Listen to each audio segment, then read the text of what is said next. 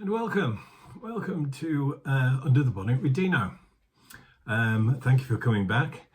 And today I would like to talk about what is happening in the classic car market. Are classic cars still a good investment, or has the market changed? Because this is such an amazing topic.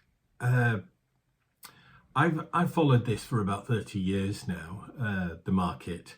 And of course, the market was going up, and then all of a sudden, everything changed. But first, let me start with my story, if you're interested. But I find it pretty good, and why I got into classic cars. I didn't really like them as a young man, because I always thought that they would break down, and I was absolutely right. It's the fundamental flaw of any classic car. And you have to be a good mechanic or know a good mechanic. I would recommend Classic Car Lab, but I would do that, wouldn't I? So my story, my first classic car. I know it's going to sound odd. It was a DB5, and this led me, Aston Martin, for those who don't know. And this led me into a collection of Astons, and how my obsession with them continued. Let me say at this point that in the early days, and I'm going back 20 years when I decided to get my first classic car, and some may say that's quite exotic, and yes, I suppose it was quite exotic. But they were cheaper. They hadn't gone up to those phenomenal heights. So the cost of ownership. At that point, I didn't have a garage or anybody. And I took it to a local garage, reputable dealer of classic cars. And I just couldn't bear the price. It was so much money. But it was a simple no-brainer for me, as they say. And I decided to set my own garage up. But it was just for me and my cars, and to hide cars from my wife that I shouldn't have bought. And I was always told that my assistant at the time, if she ever went away on holiday, that I'm not allowed to buy anything. And if she did forget, I would say, look, you just said, nobody gave me instructions. I could buy whatever I wanted. So that's how the obsession started. And it was such a wonderful time learning about classic cars, and in particular Astons, ranging from DB2 right up to DBS, the modern version. And the reason for buying a classic car, at my point, was it wasn't an investment, it was a bit of a thrill.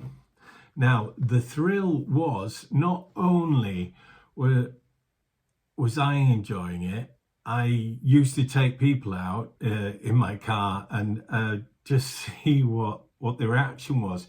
So it was about people, the reaction, and a very good dear friend of mine, Paul, he used to do some work for us, and he absolutely was thrilled to bits of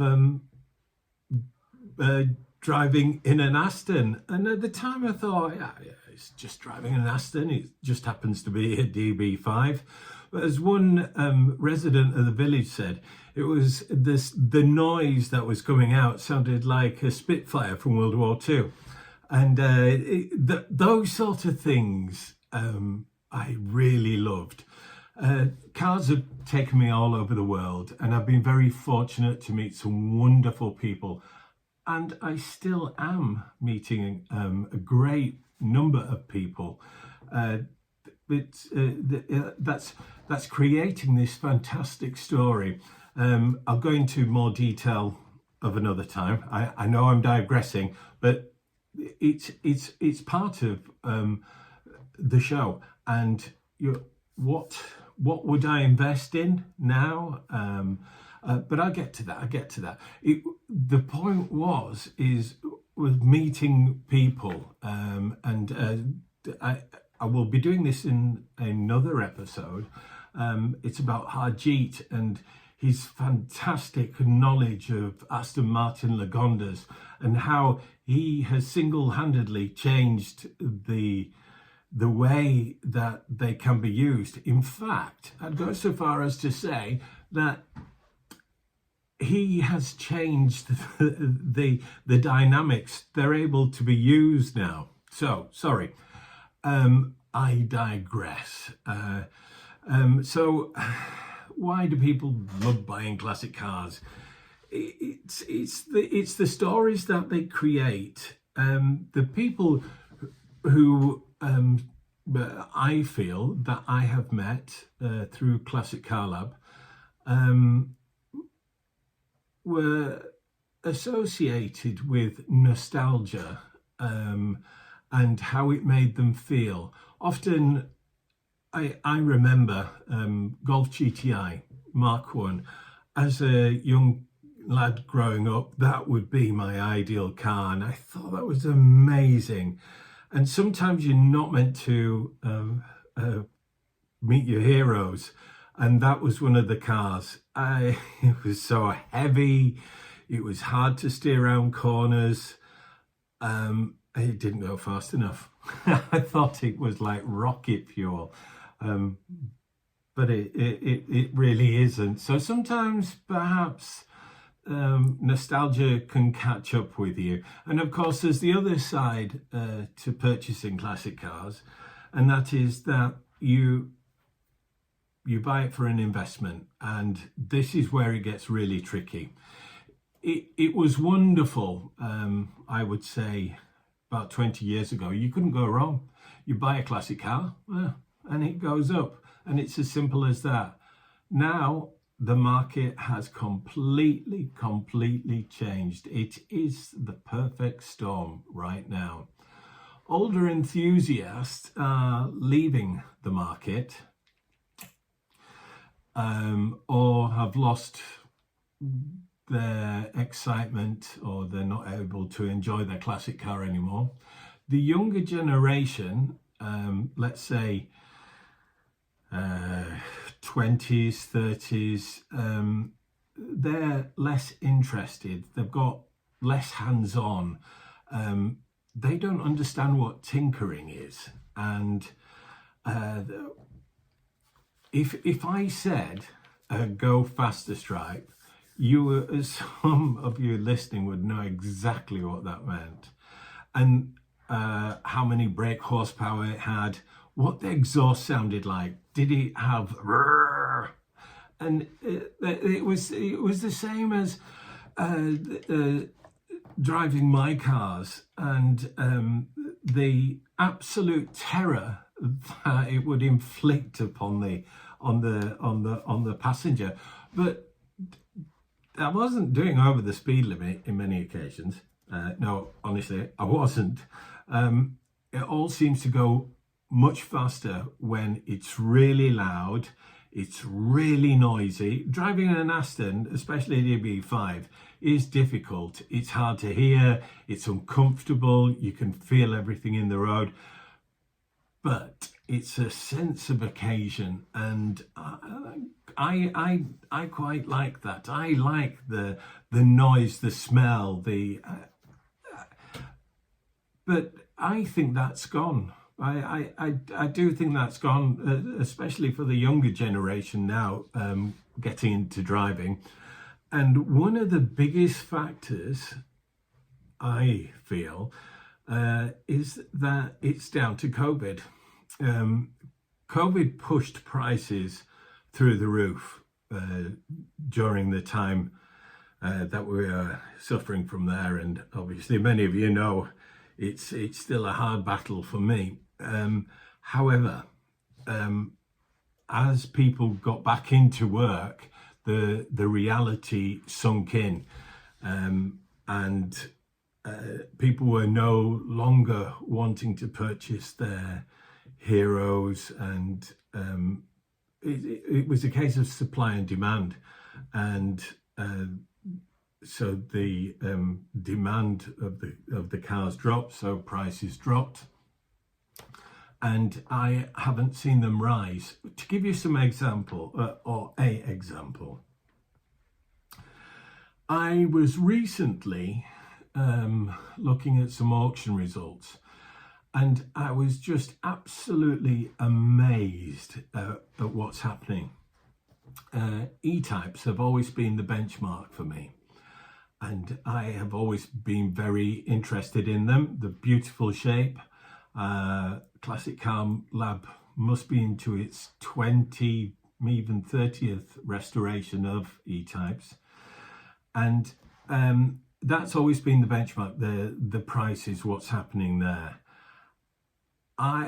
Pre-COVID, I remember series 1s, 2s, not so much 3s, but fetching easily, and these are convertibles, easily 120,000, 110,000, no problem at all. And they were okay cars. And now, I could not believe this. Okay, it was a bit rough around the edges, but it wasn't that bad.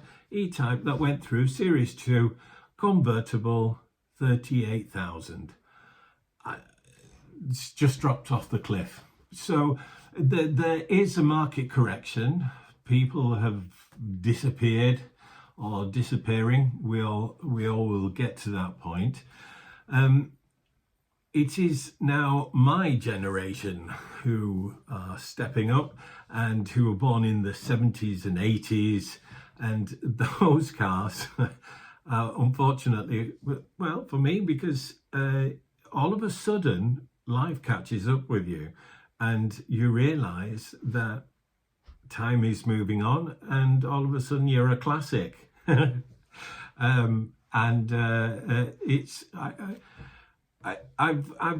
split the program into two halves. What I'm talking about, classics. I was going to say proper classics then, which I follow the strict rules, which are over 40 years old.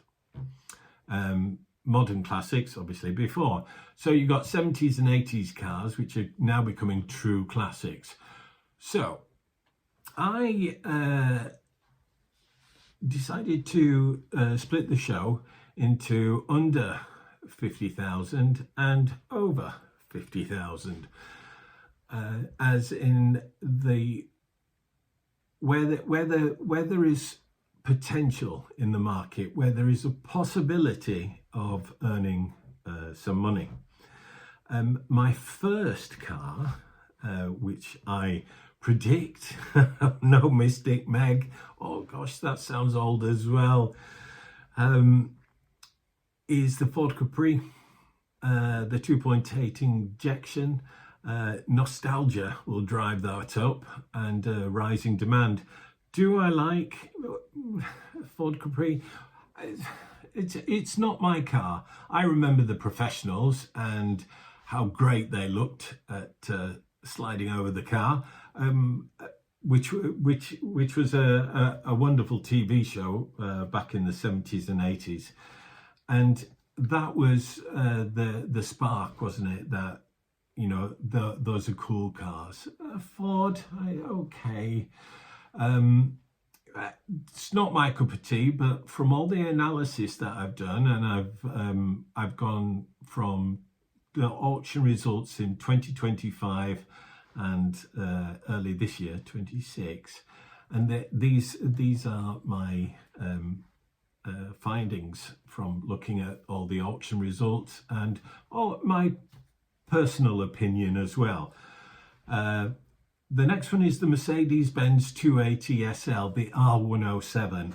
Now, this is a tremendous car. I love this car, as you can tell from my voice. is built like a tank. It's the how it's built is just incredible. You certainly get money for your value for your money. Now, some of you may remember Dallas and the beautiful lady Victoria. She drove one in Dallas. Not saying that those prices are going up, but that's a convertible. It's a usable everyday car. Brilliant. TR6 is my next on the list. It's a safe car. It's got a bit of a grunt. It's got proven history of people jumping into them, followed on by the Datsun 280Z. Now this has got very strong global growth. Japanese cars are going to be more and more collectible. They are fantastic cars, and they're great to drive. They're good to maintain. We see quite a few that come through the doors, along with the BMW E24 6 Series. I feel that this is a very undervalued car. Now, I drove one of these, and again, you should not drive your heroes. Classic cars are a journey. Somebody once said to me, how do you drive your DB5? And I said, the only way I drive a DB5 or any of my other cars is to have just a short swig of brandy before I do so, because the nerves going through how to start it and what you actually do. Oh, I'll tell you a little story. My DB5, it was sat on the drive, and I was trying to start it, and as it was my first car, I didn't know much about this, and I kept pressing the throttle and, you know, push. Now, I didn't realize that what was going on was that I was actually putting petrol into that. It was meant to go into a black box. Now, for some reason, my 5 didn't have a black box, and that was where the problem started. So I'm pumping away. You like that noise? And what happened was that the petrol dripped onto the manifolds, which were very hot at this point, and it caused a fire. So the fire was underneath. I can laugh about this now. I wasn't laughing at the time. So the petrol dripped onto the manifold, and then all of a sudden, woof, this flame comes from underneath the bonnet, and I just didn't know what to do. I went round and lifted the bonnet up, and it was just so shocking, the words that were coming out of my mouth, that there's a huge fire. And I ran inside to the house, and Amanda, my wife, I said, well, what do I do? What do you think I should do? And she said, get a bucket of sand, quick. Well, where am I going to find a bucket of sand from? How many people have a bucket of sand at home waiting for a fire underneath your bonnet? So I got the hose pipe out and sprayed it. And the bonnet was quite badly damaged. It was basically finished. And the engine wasn't very happy. And I asked a local garage, what should I do? He said, just turn it over. I said, turn it over? Yeah. He said, all the petrol has leaked out now, so it's probably warm. And I kid you not, I turned on the ignition, and that was it. Started. I don't suggest that you drink and drive. It's only a small bit, but it does calm the nerves.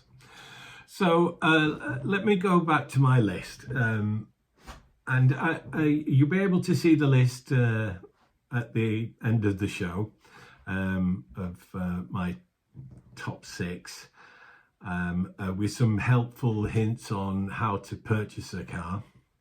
So over 40,000. The 911, the G series, I feel that this is the safest investment. If you want to buy a car, enjoy it, especially in the summertime, I feel that that's a safe investment. It's a good car to buy. The Jaguar E-Type, they're cheap at the moment. It's a blue chip classic. These cars will always hold their value and go up. The Ferrari 308 GTB, strong trend upwards, along with the Mercedes 280 SL Pagoda. They're stable, they're reliable, and they hold their value. Now, I've driven one of these, and they weren't my hero car. They look a very pretty car, but they're not an enjoyable car to drive. I don't particularly like them. I see a lot of them. They're built fantastically well, but not for me. The BMW M3 E30 Motorsport pedigree. Yeah, great. And I've got 2 Astons here. The Aston Martin V8 Vantage. It's got strong appeal. It's a V8, and the Aston Martin Lagonda. This is a left side investment and rising interest, and these cars are quite formidable. And as I said earlier in the show, that my friend Harjeet has made some fantastic electrical additions that make these cars actually work, and that is quite incredible. So the key to buying a classic car is to buy the right car. When I say the right car, I mean the word which doesn't have rust. If you have rust, then you're in trouble. You are in big trouble. It may seem cheap, but don't go ignoring rust. That I feel that they're the biggest deal breaker. Don't get auction fever and pay over the odds at auction. Understand the running costs. Bentleys are one of the typical examples. I know this is not in the right section, this is classic cars, but just to give you some idea, the Bentley Continental GTs look an amazing value. Oh, but boy, will the price of parts, prices, they'll cripple you. What to check for is the ownership history. Good pedigree is very important. Get a pre-purchase inspection if you're unsure. Go with your gut feeling, really. That has to be one of the major things that you should do. I've also done a pie chart, which brings me back to my school days, which I'll put on at the end, as the UK market and the brands, who controls the biggest brands for classic cars. And Ferrari outstrips everything by 28%. And that's incredible because Ferraris and Astons are notorious to be, they look nice, but they're hard work. They're hard work. And I've also, interestingly, done a comparison from the year 2000, and it's for the UK, and I've compared the classic car market to UK property stocks, gold, I know, and savings. So if you look at over the 25 years, classic cars outperforms everything by 250%. Gold is up 170%, UK property 210, and savings, and really sad, 30%. So right now, I feel that there is growth within the classic car market, and if you're going for investment, then it's going to be tricky. Buy the correct car, rust free, hopefully. Otherwise, if it's for nostalgia, which is very much on my books, then you know you can't really go wrong. Electric cars nowadays have the ability to outshine any classic car and probably any performance petrol car now, and it's taken all the fun away. It's taken, you know, thinking back to all those years ago when I used to take people for a spin around. Not so much now. It's a bit too expensive. So as in insurance costs, and also the inability not really to drive anymore. That's for another show. I'm just trying to help out there and guide you and give my honest opinion of a guy from Yorkshire that's struggled through, who really likes cars, and do the safest thing or the best thing. Make sure that you really enjoy your cars, because petrol cars have no soul. They work, which is a fundamental flaw of any classic car. But the market still is going up slightly. So the skill is knowing the 8% of the cars which are going up, which to buy. So I'd like to thank you for listening to my show today, Under the Bonnet, or Dino underneath the bonnet. I've been Dino. Thank you very much for listening. I really appreciate that. And I'll see you on the next podcast show.